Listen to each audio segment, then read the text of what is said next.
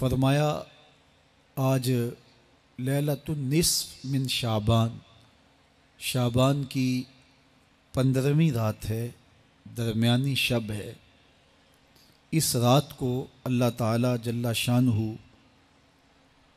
آسمان دنیا پہ نزول اجلال فرماتا ہے اور قبیلہ بنو کلب کی بکریوں کے بالوں سے زیادہ لوگوں کو جہنم کی آگ سے آزاد کر دیتا ہے۔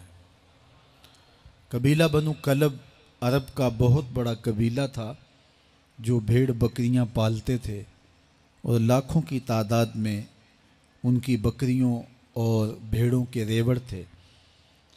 تو اس قبیلے کی بکریوں کے بالوں سے بھی زیادہ گناہ گاروں کو جہنم کی آگ سے آزاد کر دیا جاتا ہے۔